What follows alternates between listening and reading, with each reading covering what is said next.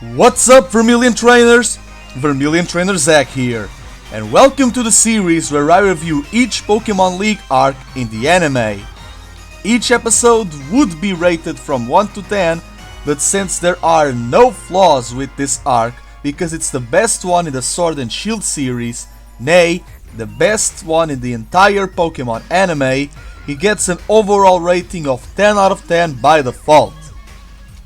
In this video, I'll be reviewing Ash's 8th Pokemon League as well as his latest one so far, the Galar League, also known as the Winden Cup, the one that really made our champion of Alola to put his skills to the test, to prove the entire region and the entire world that he's indeed the very best like no one ever was, our Manalo champion. And without further ado, let's get started. Episode 1, Destination Coronation. This is by far the best league introduction episode as Ash arrives to Winden City alongside Go, Chloe and Gloria on a Corviknight taxi to the entrance of the Winden Stadium.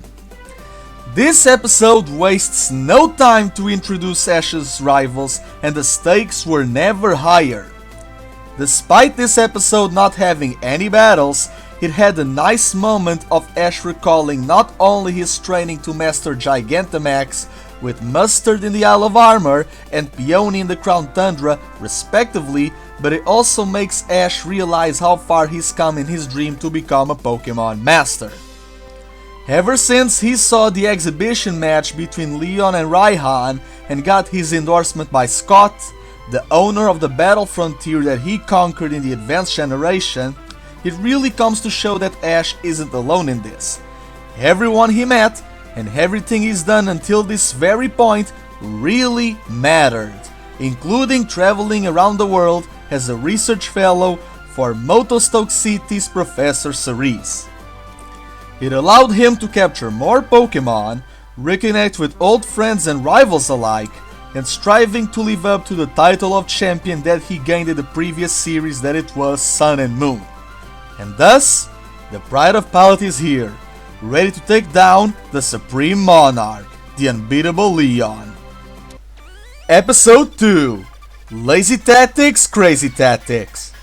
So as it turns out, the Galar League's Winden Cup will be a tournament with 64 endorsed participants, the same number of trainers as in the Sinnoh and Kalos Leagues, so it's promising yet worrisome. But besides that, we get the revelation of Ash's first league match being against Clara on a 3v3 battle. Knowing that she's a poison type expert, Ash decides to bring his Donphan as well as his Glalie to give some assistance. But the real star of the match was none other than Ash's Dracovish.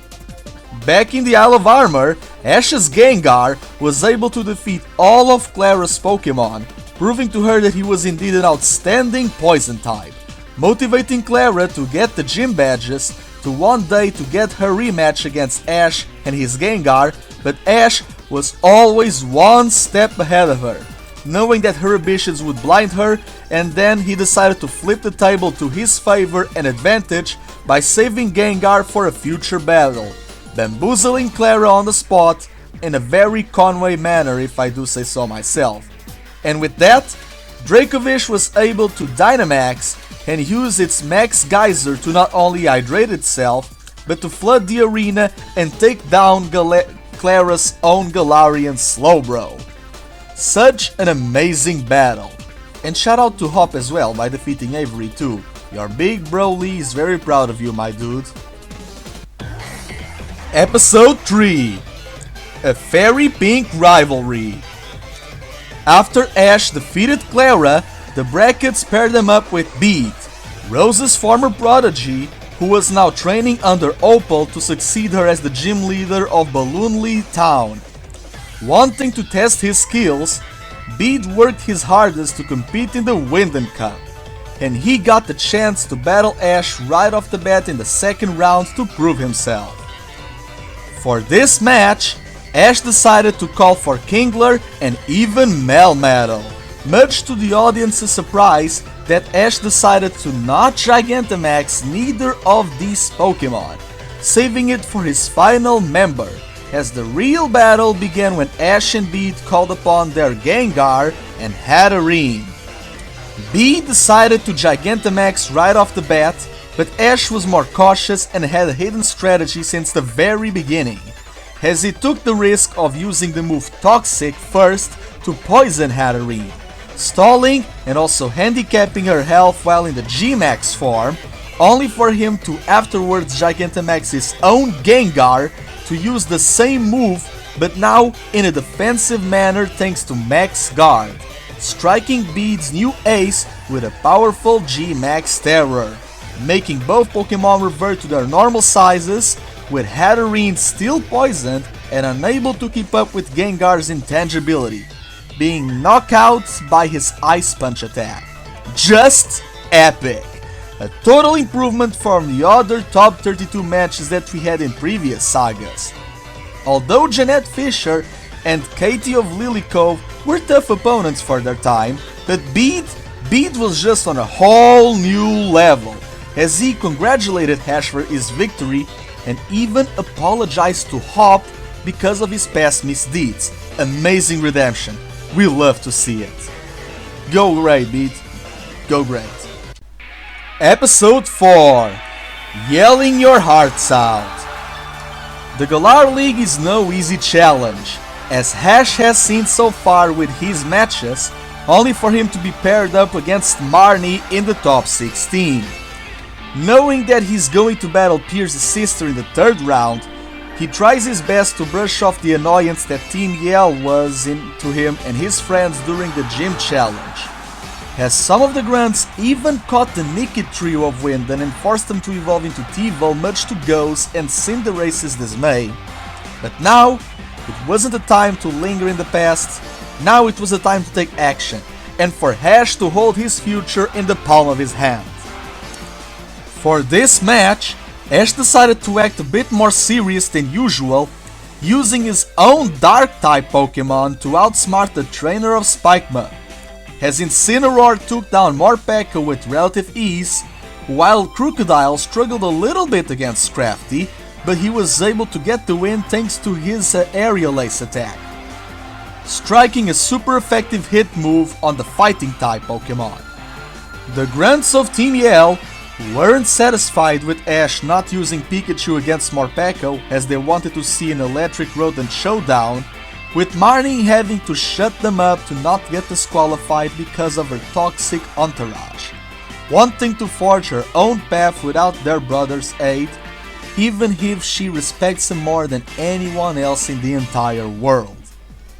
And with that, she called upon Grimmsnarl, who Gigantamaxed and took down two of Ash's Pokémon, with our protagonist calling for his Dragonite, who miraculously and strategically survived a Max Starfall, the G-Max move for Fairy types, thanks to his Dragon Dance counter shield. Still inflicted with a burn caused by Incineroar, Grimmsnarl was in a bad situation, as he was sent flying thanks to Dragonite's Hurricane and knocked out by their iconic Hyper Beam.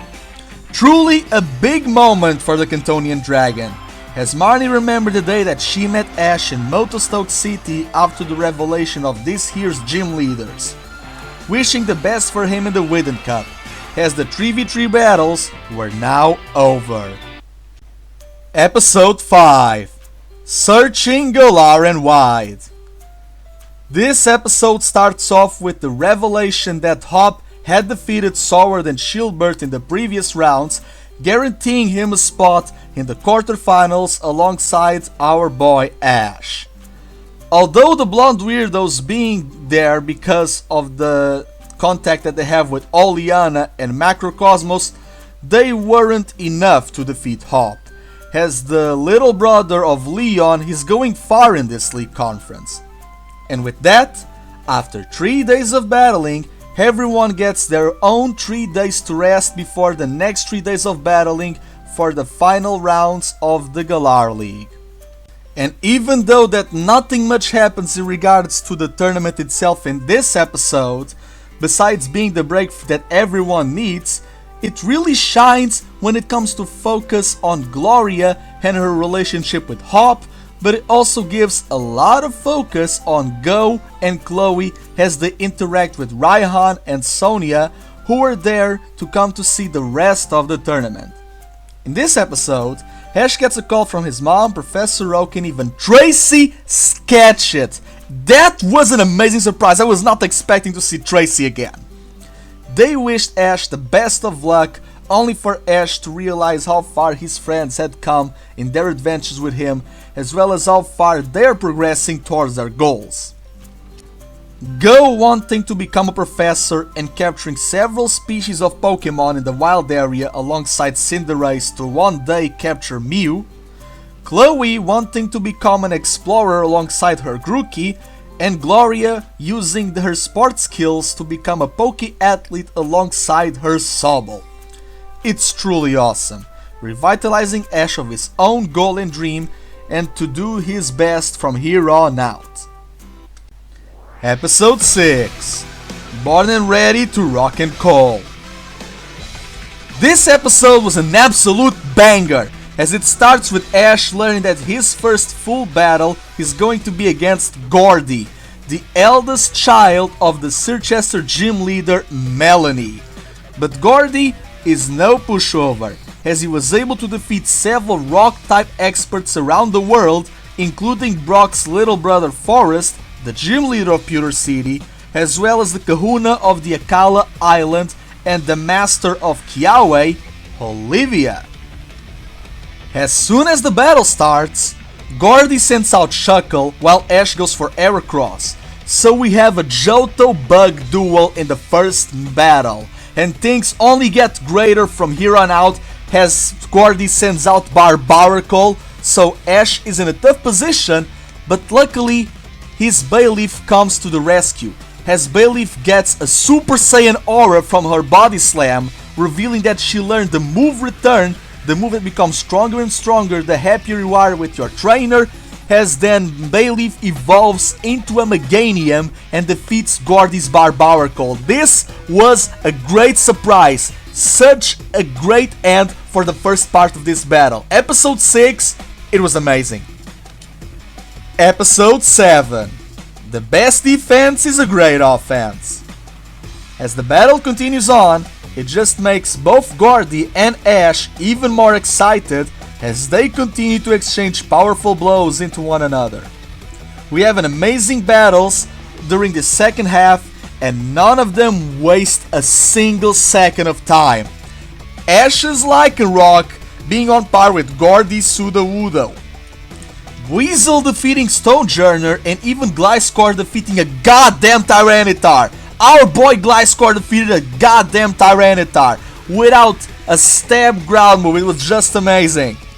But the highlight of the match truly goes to Surfetch here, as he showed his true chivalrous spirit by battling Gigantamax Colossal.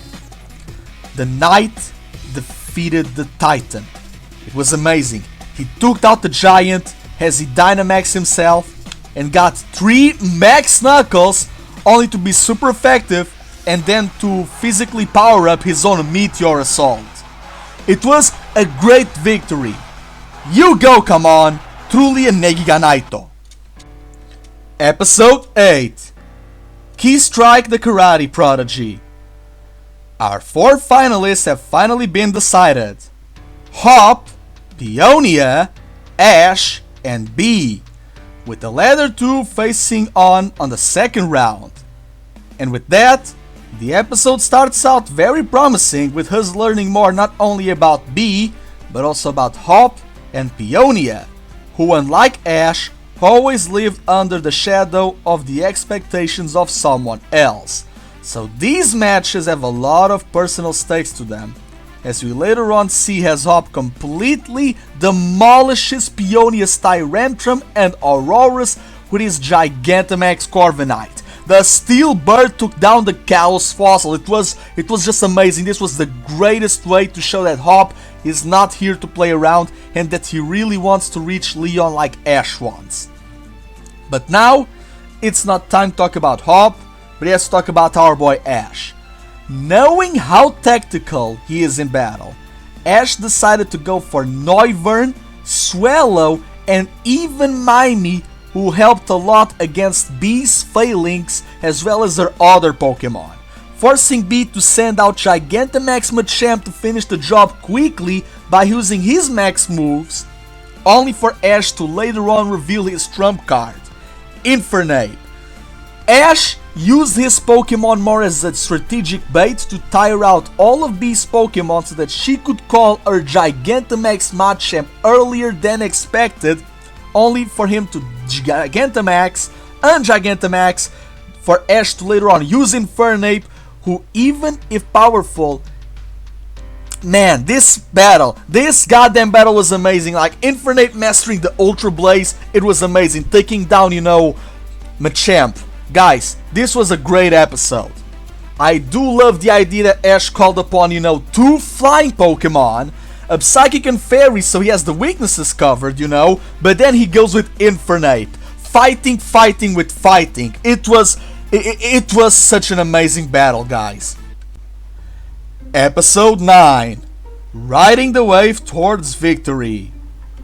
As we reach the end of the semifinals, we do get a nice yet brief battle between Ash's Infernape and B's Gallade, and the battle choreography between these two Sinnoh Pokemon is just outstanding, as Infernape was able to take down Gallade with him, ending the battle in a tie even after being exhausted from the previous battle against Machamp.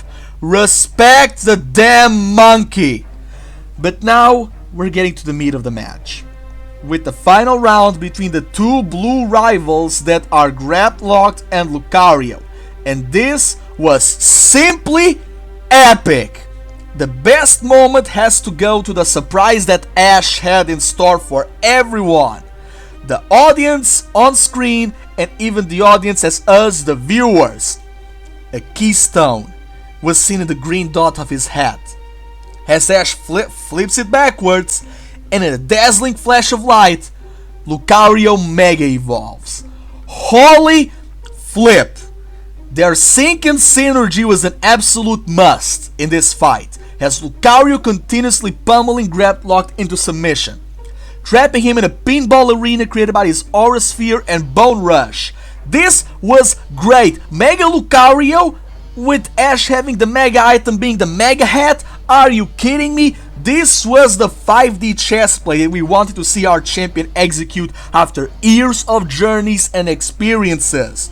Not only did their rivalry come to a closure, with Ash finally defeating B, who he never defeated before, but with her having a newfound respect towards Ash and to his Lucario, aiming to become stronger in the Isle of Armor as she now strives to learn more with the former champion Mustard. This was an incredible episode. Episode 10. Forging Legends and Legacies.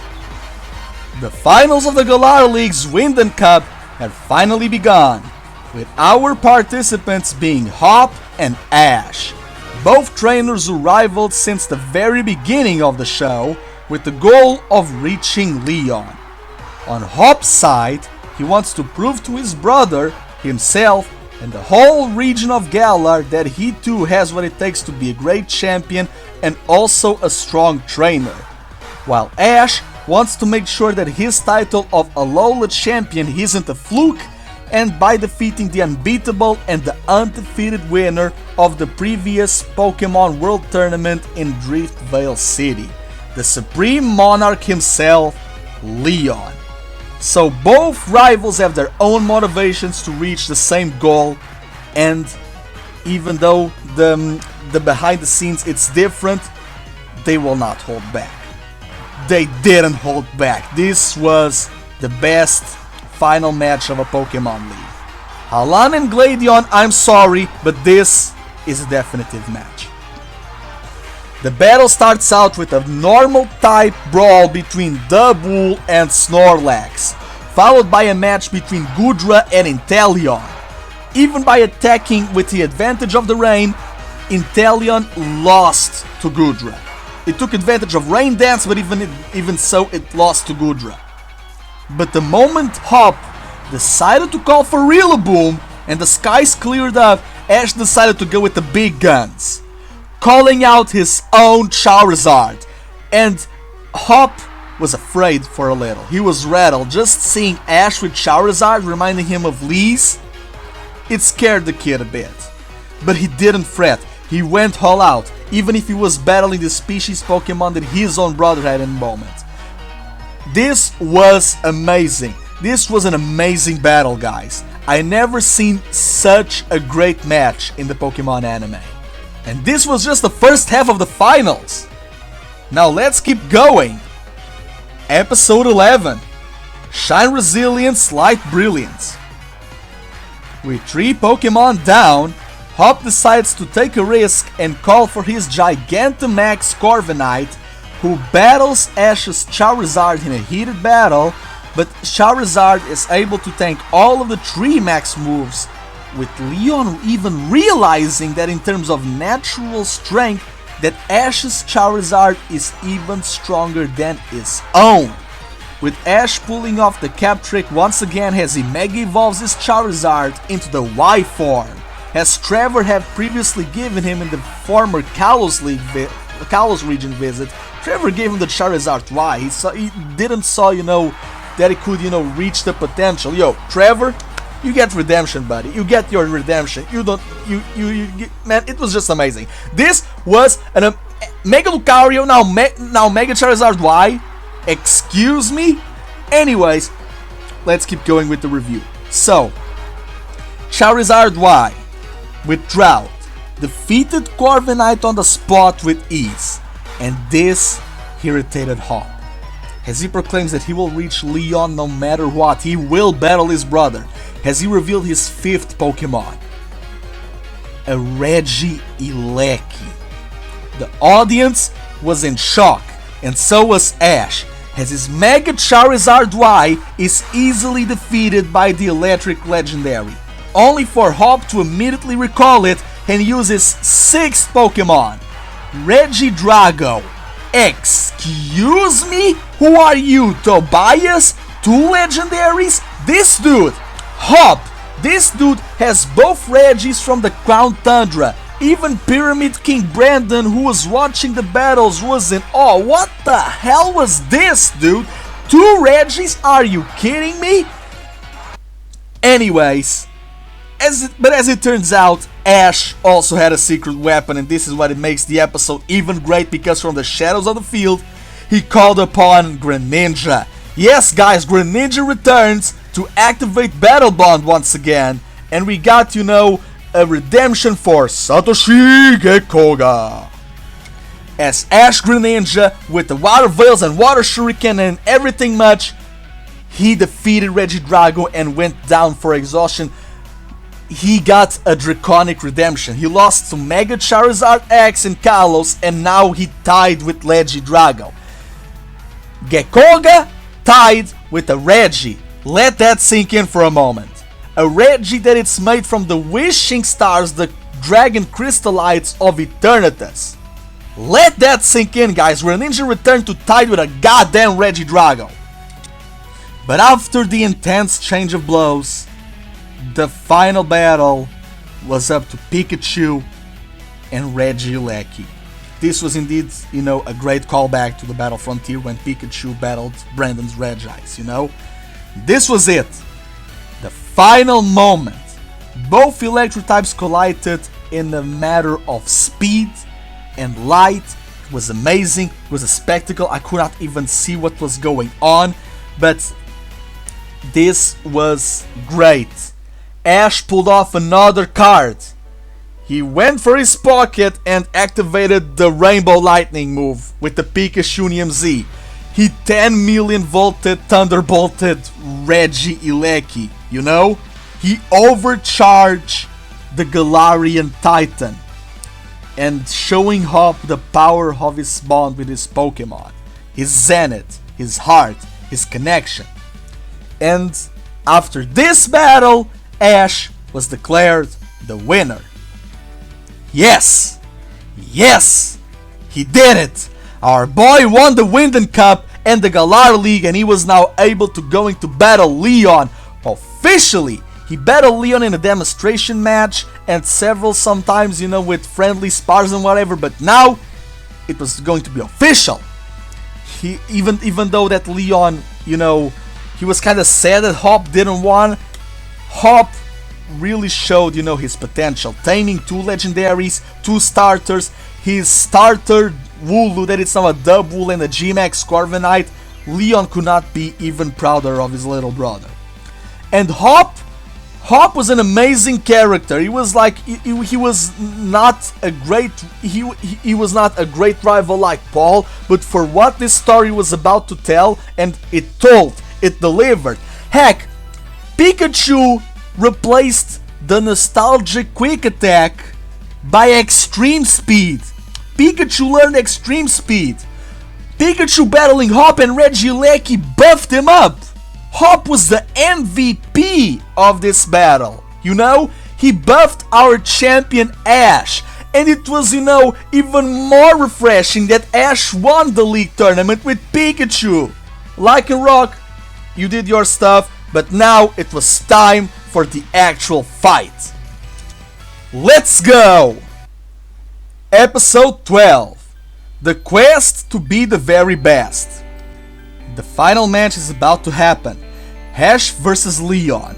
After comforting his brother Hop, Leon will make sure to give a show for him and the entire region and world by battling the champion of Alola, the winner of the first Manalo conference, while Ash is going to call. He got called from everyone, friends, rivals, acquaintances, like everyone called him, congratulated him even though they weren't present. They were there to support him. Heck, even Team Rocket disguised themselves to go to the Winden Stadium to see Ash's final hurrah. They even sat near, Go, Chloe, Gloria, and even Delia, Ash's mom. They were all there to support Ash. But before the day of the battle, Ash starts to think deeply about what Pokemon he should use against Leon. He used several aces during the final battle and during all of the overall league. But then, when he saw how Leon was and he saw how far his Pokemon helped him out, he decided to use the latest team that he has built so far, recalling several moments that he had during the Galar League. In Turffield, when Dragonite battled Milo. In Hulbury, when Pikachu defeated Nessa. In Motostoke, where Dracovish soloed Cabo's gym with Fish's Rant. In Stow Inside, with Ash's Gengar defeated Alistair's. In Balloonly, when Lucario stood his ground against Opal. And in Sirchester, when Sirfetch'd defeated Melanie. Everyone had a chance to shine. They even had a 6v6 single battle in Spikemuth against Pierce, and the 6v6 double battle in Hammerlock against Raihan. Pikachu, Dragonite, Gengar, Lucario, Sirfetch'd, Dracovish.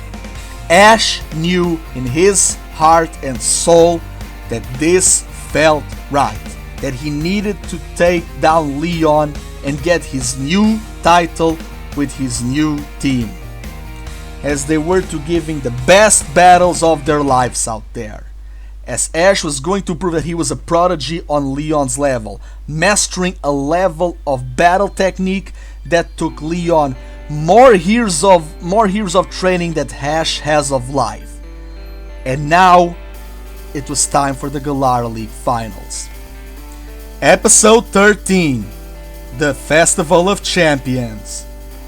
The battle has started, with Ash calling for Sirfetch'd while Leon uses Aegislash. It's a sword and shield battle to the very end, as Sirfetch'd is able to land his fighting moves because of the Scrappy ability. As their first Pokemon went out for the counting, the second stoop into the place, as they were now, man, this was amazing, Ash sent out Dracovish as the second Pokemon and Leon, because seeing Greninja, he went for Seismitoad. Normally he has a Mr. Rime, and Mr. Rime even battled Mimey once in this series, but no, because of Ash Greninja, Leon decided to go with Seismitoad, using his own water amphibian.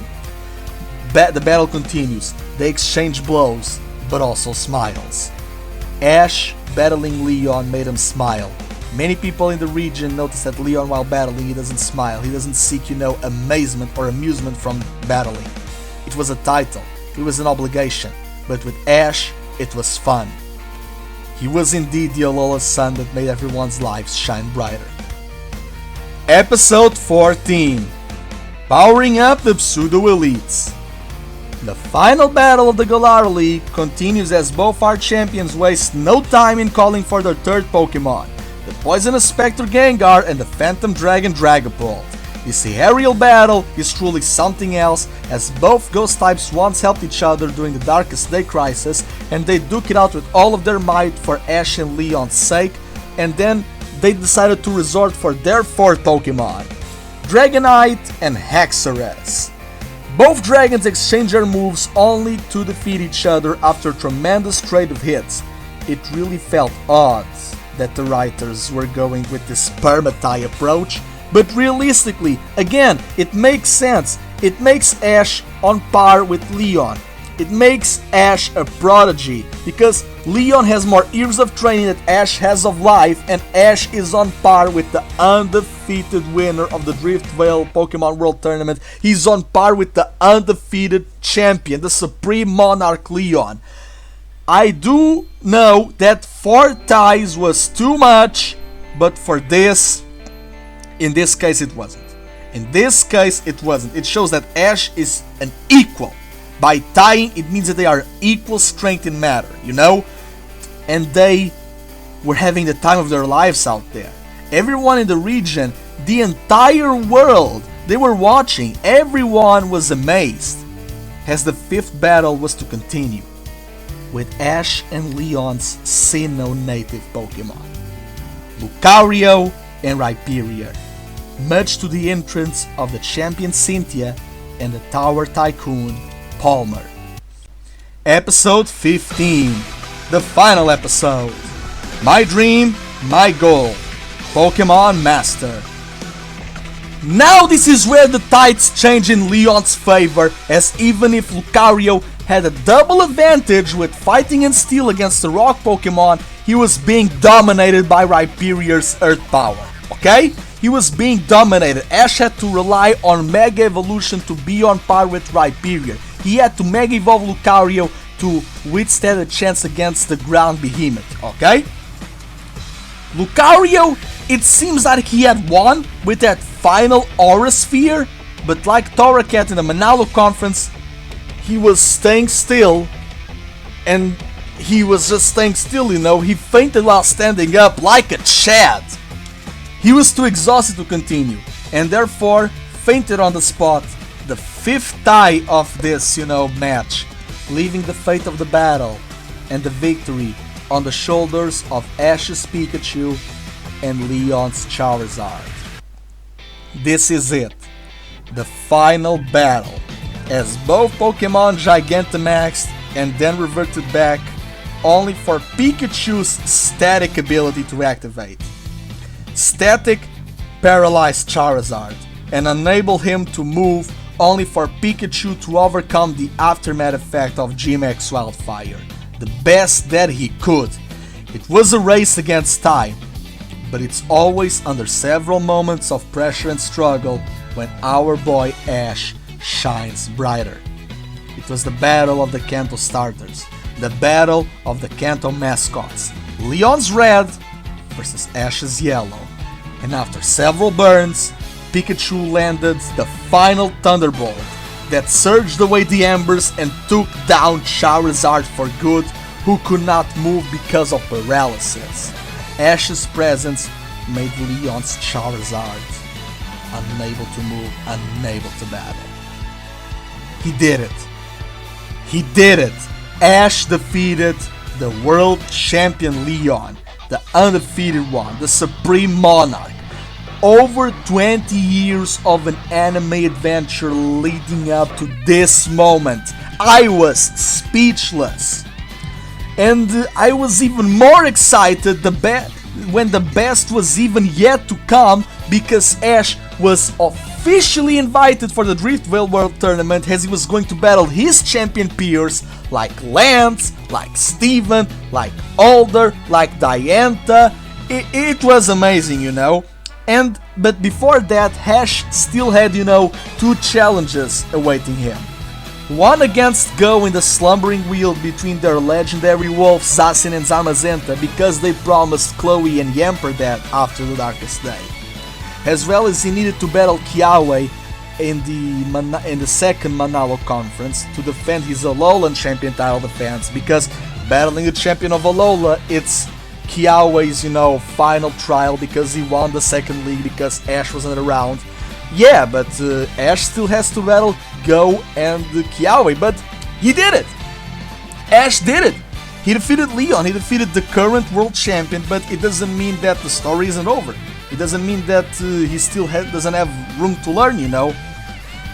Overall, the Galar League was an incredible arc. Not only does it pay tribute to the narrative of the region, but to the overall show and sagas that led up to this moment. This was the best part of Ash's journey. Everything mattered and everyone mattered. And again, it's not over yet. The next challenge is always right on next door, like how Gary told them after the Orange Islands in the Battle Frontier. And I simply cannot wait to see what's going to happen next. But until then, for me personally, nothing will top the Galar League. The writing and the depth behind it were simply too perfect to ever be topped. Just epic. Trainers, thank you all so much for watching this video. Don't forget to like, share, comment and subscribe. And without further ado,